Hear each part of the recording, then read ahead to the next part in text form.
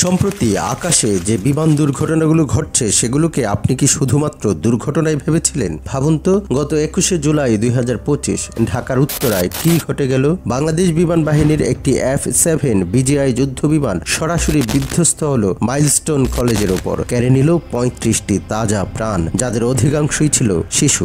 সরকারিভাবে বলা হলো এটি নিছকই একটি যান্ত্রিক ত্রুটি, কিন্তু যদি বলি এগুলো কোনো বিচ্ছিন্ন ঘটনা নয়, যদি বলি আপনার আমার অজান্তেই আকাশে পরাশক্তিদের মধ্যে এক অদৃশ্য যুদ্ধ শুরু হয়ে গেছে, আর এটি তার প্রথম শিকার। এই যুদ্ধে ফাইটার জেট থেকে প্যাসেঞ্জার প্লেন কোনো কিছুই হয়তো আর নিরাপদ নয়। ঢাকার মাইলস্টোন কলেজের ঘটনাটি আমাদের সবার মনকে নাড়িয়ে দিয়েছে।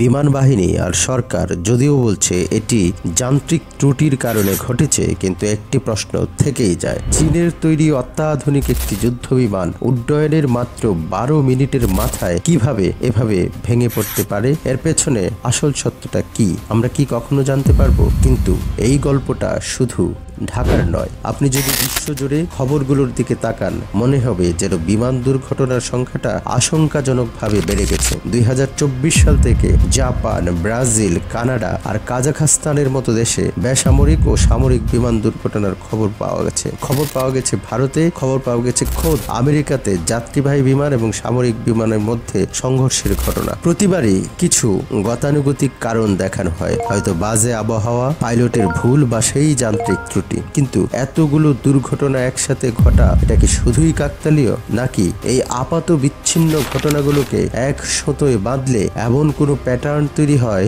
যা এক ভয়ঙ্কর সত্যের দিকে ইশারা করে? এই রহস্যের গভীরে যেতে হলে আমাদের বুঝতে হবে যে আজকের যুদ্ধ কেমন হয়। এখনকার যুদ্ধক্ষেত্র ট্যাঙ্কের গর্জন বা বন্দুকের আওয়াজের চেয়েও বেশি ভয়ঙ্কর হতে পারে অদৃশ্য তরঙ্গ। আমি বলছি ইলেকট্রনিক ওয়ারফেয়ার, জিপিএস জ্যামিং আর সাইবার অ্যাটাকের মতো অদৃশ্য অস্ত্রের কথা। এক মুহূর্তের জন্য ভাবুন, একটি যাত্রীবাহী বিমান মাঝ আকাশে হঠাৎ তার জিপিএস সিগন্যাল হারিয়ে ফেলল। পাইলট বুঝতে পারছেন না তিনি কোথায় আছেন বা কোন দিকে যাবেন। ককপিটের নেভিগেশন সিস্টেমে ভেসে উঠছে ভুল তথ্য। শত শত যাত্রী নিয়ে বিমানটি তখন অন্ধের মতো উঠছে। শুনতে সাইফাই সিনেমার মতো মনে হলেও মধ্যপ্রাচ্য এবং পূর্ব ইউরোপের মতো সংঘাতপূর্ণ অঞ্চলের আকাশে এমন ঘটনা ঘটছে বলে পাইলটরা অভিযোগ করেছেন। তাদের মতে শক্তিশালী জ্যামিং সিস্টেম কিছুক্ষণের জন্য তাদের বিমানের নিয়ন্ত্রণ ব্যবস্থাকে পুরোপুরি বিকল করে দিচ্ছে।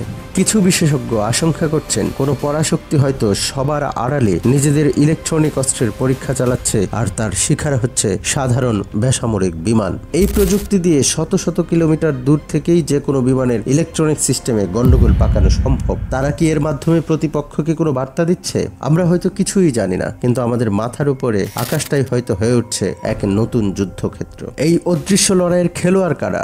একদিকে আছে আমেরিকা ও তার পশ্চিমা মিত্ররা, আর অন্যদিকে রাশিয়া ও চীন সম্প্রতি এমন স্টিলথ ফাইটার জেট তৈরি করেছে যা সরাসরি মার্কিন যুদ্ধ বিমানগুলোর আধিপত্য। এই ভয়ঙ্কর খেলায় বাংলাদেশের অবস্থান ঠিক কোথায়? মাইলস্টোন কলেজের উপর ভেঙে পড়া বিমানটি ছিল চীনের তৈরি F-7 BGI। শোনা যাচ্ছে এই দুর্ঘটনার তদন্তে চীনা বিশেষজ্ঞরা একটি দলও নাকি যুক্ত হতে পারে। ঘটনাটি আসলেই সাধারণ দুর্ঘটনা, নাকি পরাশক্তিদের এই অদৃশ্য লড়াইয়ের আঁচ আমাদের গায়ে এসে লাগলো? এই অদৃশ্য যুদ্ধ আর তার প্রভাব নিয়ে আপনার কি মনে হয়? কমেন্ট সেকশনে আমাদের জানাতে ভুলবেন না। আপনার প্রতিটি মতামতই আমাদের কাছে মূল্যবান।